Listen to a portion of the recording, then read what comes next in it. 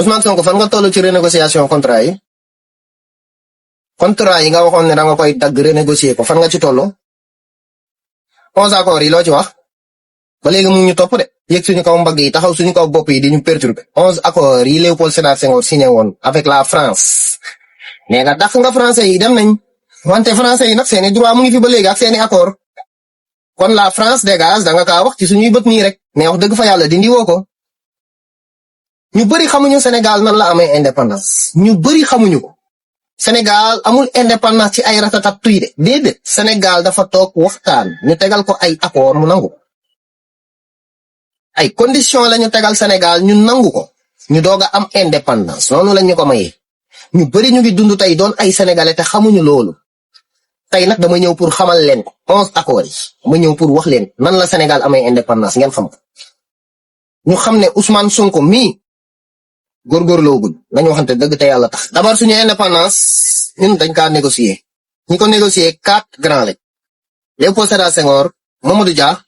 Lamine Gueye Valdiodio Ndiaye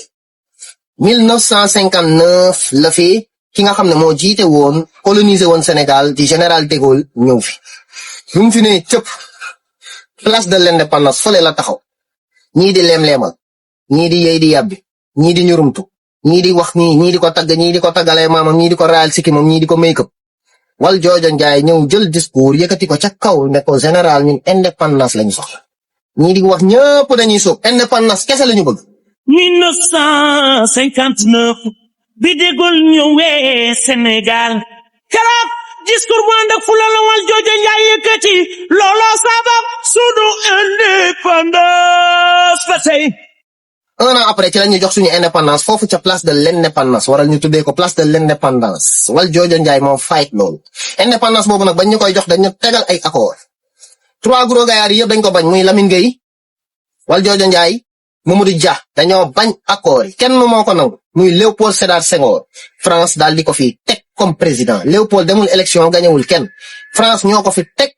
samp ko fi ne ko jiiteel réew mi yaay doxal comme que yaa ñu nangul lii jiiteel yaay doxal accord yi lan la premier bi di la dette coloniale pour remboursement des bénéfices de la colonisation la dette coloniale pour remboursement des bénéfices de la colonisation posons en détail les États nouvellement indépendants doivent rembourser le coût des infrastructures construites par la France pendant la colonisation nous cherchons toujours les détails des coûts et l'évaluation des bénéfices et des conditions de paiement imposées par la France aux pays africains maanaam ñu ne lépp loo xam ne nii tabax nañ ko fii comme seeni infrastructure France lépp loo xam ne defoon na ko fi comme infrastructure palais bi ak yeneen i sew yi monument yi tabax yi ñu fi defoon yëpp balaa ñee taxalikook ñun dañ ñu koy fay bi nag nekkul na maanaam da ngay ñëw rek nii rek fay ko déedéet dañ lay may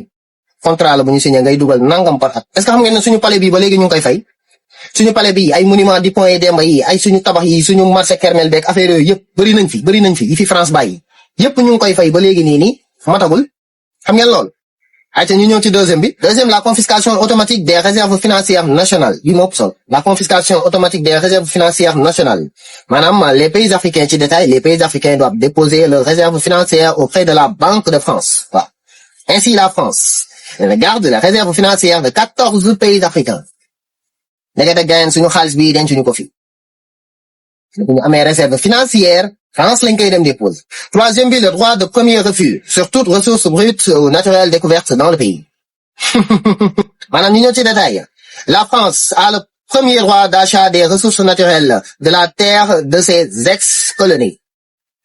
Tey supposons tey lépp loo xam ne nii dañu kaa découvrir fii ci Sénégal moo xam pétrole gaz ou leneen lépp lu Sénégal di jaay lu ne tant que France mu ngi koy bëgg amuñu droit wan ko beneen dëkk ñun Sénégal bu France ne bëggatuma nag ci lañu am droit jaay beneen dëkk lii dañ ko tegal Léopold Sédar Senghor ne ko waaw wala déet mu wax ko ci kii ñun séeréer yi ni ñuy waxee waaw sax ñun séeréer saafee ni la ñuy wax mais séeréer bi Léopold Sédar Senghor donc j'espère séeréer siin yooyu iyo la ñuy wax Léopold Sédar Senghor ne iyo daal di accepté ñu ñëw ci quatrième accord bi ñu ne priorité aux intérêts et aux entreprises français dans les marchés publics et aux appels d'offres publics maanaam ñu ñëw ci détail dans l'attribution des marchés publics les entreprises françaises ont la priorité à l'attribution même si les pays africains peuvent obtenir un meilleur rapport qualité-prix maanaam ñu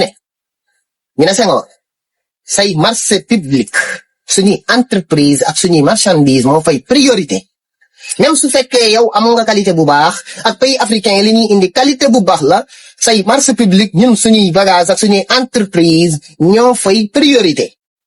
waaw wala déet Senghor ne iya daal di accepté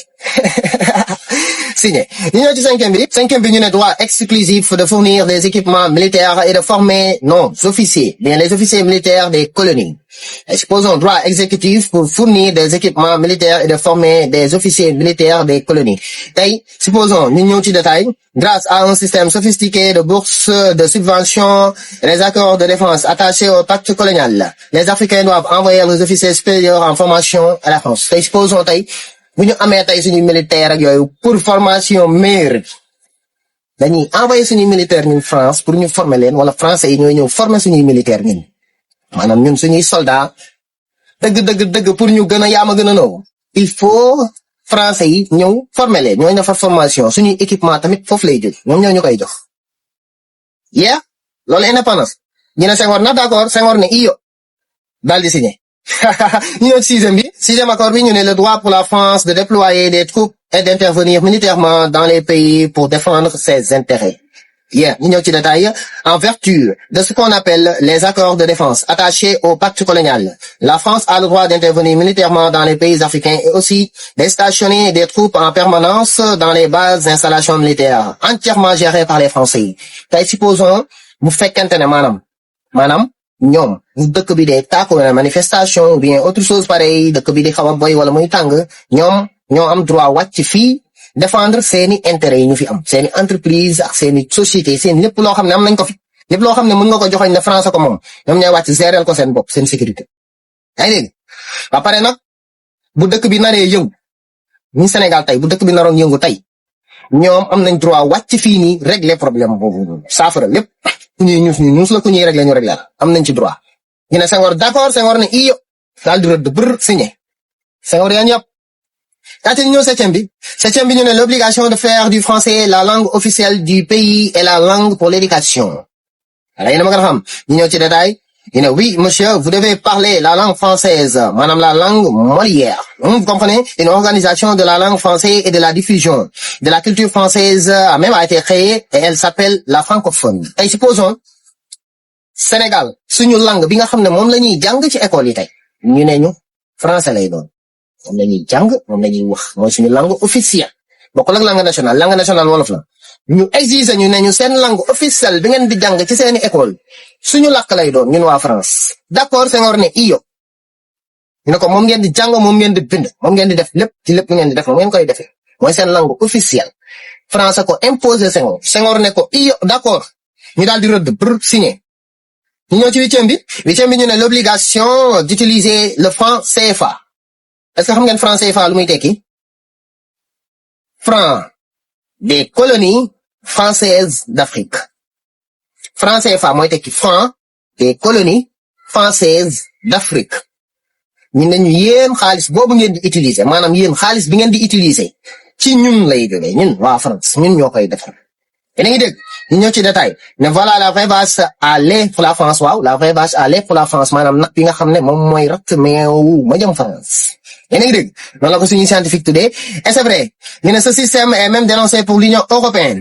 mais la France n'est pas prête à faire tomber le système économique des temps de la colonisation qui met environ 500 milliards de dollars des caisses de l'Afrique dans la trésorerie ñun ñooy nag bi nga xam ne ñooy ratt meew muy dem France suñu xaalis bi tak France da ci am pourcentage ñu ngi ko créé en 1945 franc CFA ñu ngi ko créé en septembre 1945 France bii moo ñuy defaral suñu xaalis fa lay jóge di ñëw fii bu ñëwee teeru ji ca port bale waa GIGN dem jëli ko yóbbu ci banque yi tas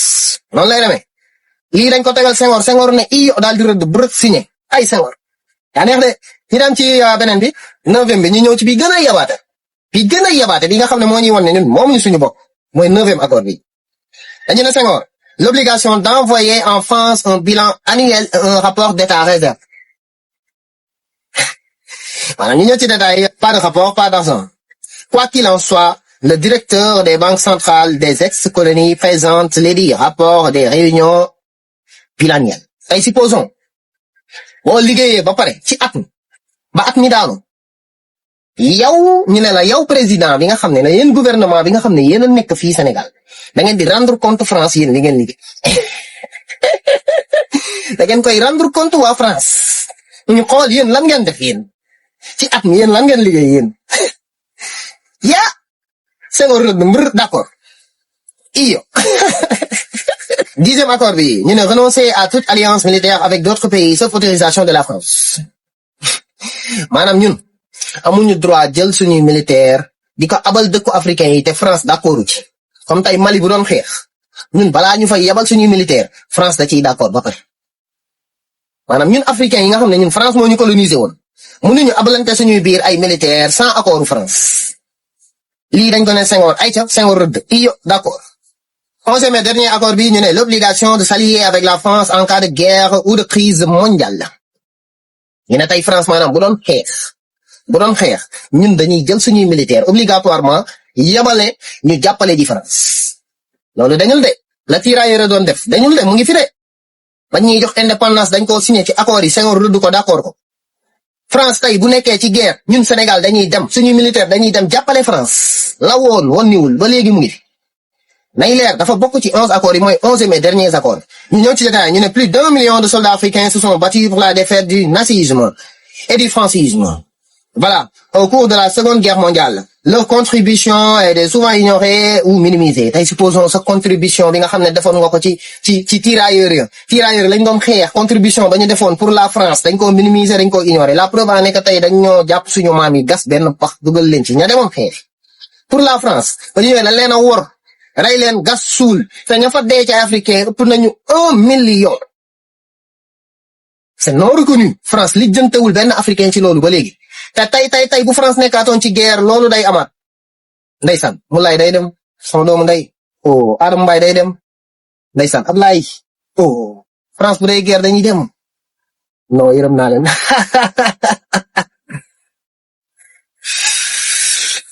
Ousbi aka Ousmane Ousmane Sonko waaw nii la Sénégal amee indépendance de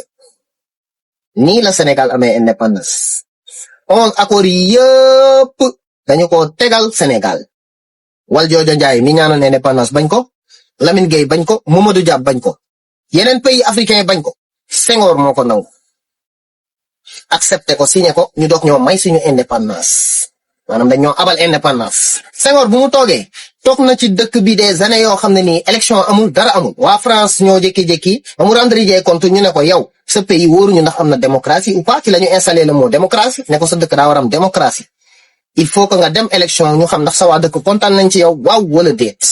Senghor ci lay doog a créer opposant muy Ablaye Wade Senghor a ko fekk France jël ko mu nekk étudiant mu indi ko fii créer ne ko doonal soi-disant opposant ñu dem élection mais danga may bàyyi ma gañe bul dof Ablaye Wade nag ni naan ñam naa ko neex na banaa ko amul Ablaye Wade dem élection tak ñam politique bi mu neex fa la jaaree nekk politicien moo tax il a été emprisonné 26 fois Ablaye Wade avant moo doon président Sonko de benn yoon lañ ko tëj alaxam ñuy bëgg a rey waa Pastef jàpp leen ci ngir yàlla ngeen xam ne Ousmane Sonko bu mu nee cëpp dafa bokkoon ci mu ni dig ne contrat yi yëpp da koy renégocier accord de pêche de renégocier no après loolu déggaatuma beneen ak ban ngeen déggat dàq ay militaire français yi buub seen bagage def xam nañ ne contrat yi loolu jëleewu ko fi de dàq militaire waaye dàqal sa militaire ba coow am fii di nga gis waa France ñu ne fii cëpp par force doole mbaam nga xam ne ñiy jóge wuñu fi est-ce que jóge nañ fi wóoruma voilà dama bëgg waa Pastef ngeen am esprit critique seen gouvernement am leen fullaay jàkkaarloo ak moom ne ko dafa am lu taxoon ñu fal la dafa am loonu digoon lii ak lii ak lii ak lii am leen esprit critique bu leen faa nit ki lu mu def baax déedéet am leen esprit critique jàkkaarloo gouvernement bi naan ko gouvernement bi yéen a waxoon lii acca nekk leen ci wala ngeen wax ñu ci lu leer mais non waa ji saa yu génnee ci boppam lay wax boppam rek ko ñor du noonu la ñuy yoree réew bëgg naa ñu wax ci lii Ousmane Sonko foo toll ci renégociation contrat yi